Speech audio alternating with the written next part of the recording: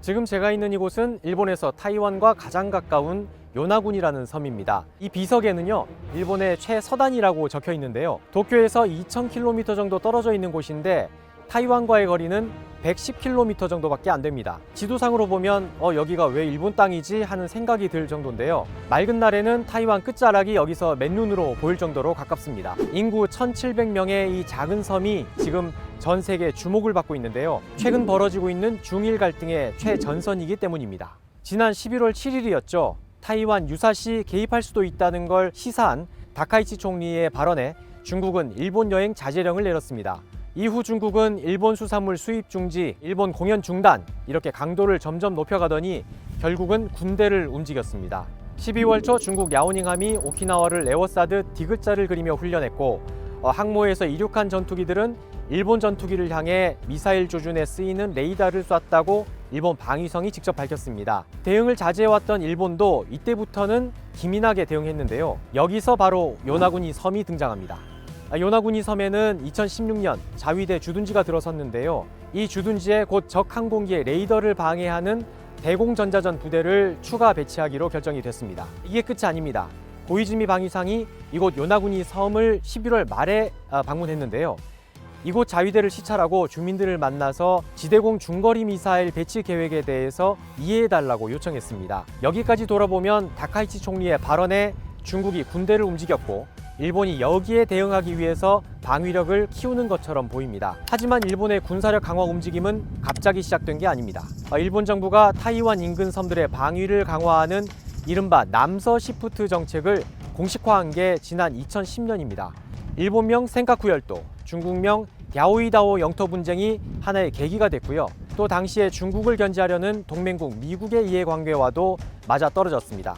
이후 정권을 잡은 아베 내각은 이를 실행에 옮깁니다. 2016년 이곳 요나구니 섬에 해양 감시 부대를 보냈고요. 좀 더 후방에 있는 미야코지마, 이시가키 등에는 미사일 부대, 전자전 부대를 배치합니다. 그리고 이제 요나구니 섬에도 미사일을 갖다 놓겠다고 한 겁니다. 다카이치 내각의 2026년도 방위비 예산은 사상 최대인 9조엔에 이를 걸로 전망되는데요.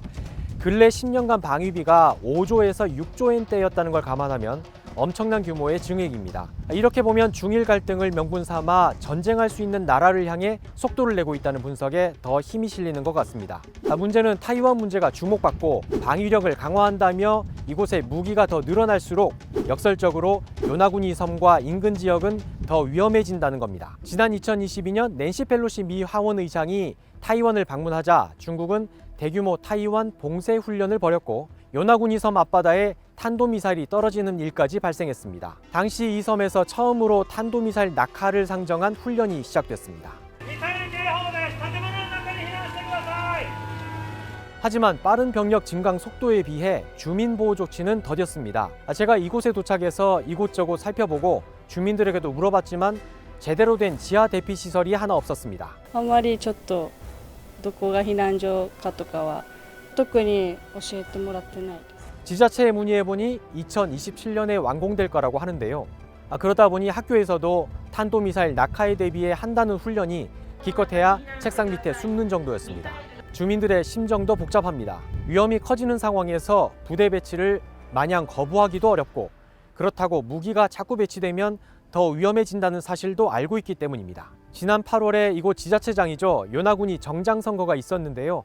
이 선거 결과를 보면 주민들의 이런 심정을 알 수 있습니다. 후보 3명이 나왔는데 군사시설 추가 배치의 찬반 여부가 핵심 쟁점이었습니다. 결과는요. 방위력 증강에 적극 찬성하는 후보, 또 적극 반대하는 후보 모두 탈락했습니다. 대신 자위대 규모를 늘리는 데는 반대하지 않지만 미사일 같은 무기를 추가 배치하는 데에 대해선 신중해야 한다 이런 의견을 가진 중도파가 승리를 거뒀습니다. 하지만 고이즈미가 밝혔던 미사일 부대나 이미 배치가 확정된 전자전 부대 배치를 취소해야 한다는 여론도 여전히 강하게 존재합니다. これまでとまたぐっとレベルを悪い意味で上がっていく、被害で苦しい犠牲になるのを避けるとかじゃなくて、我々が攻めていく、陣地の側にいるというそういう関係に相手の国の人々となるので、そこが一番辛い、ほっといてほしいっていう率直に言って。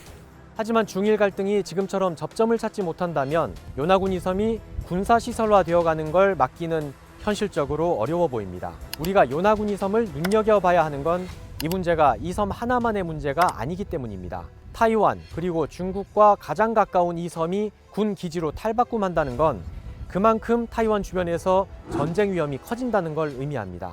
타이완 유사시 우리 정부는 주한미군의 개입조차 반대한다는 입장이지만 실제로 상황이 벌어지면 어떻게 될까요? 미국이 주한미군은 물론 동맹국인 한국군의 투입도 요구해올 가능성이 높다는 게 대체적인 전망입니다. 한국을 포함한 동북아 지역의 평화를 위해서도 요나구니 섬 주민들의 평화를 지키는 것이 그만큼 중요하다는 겁니다.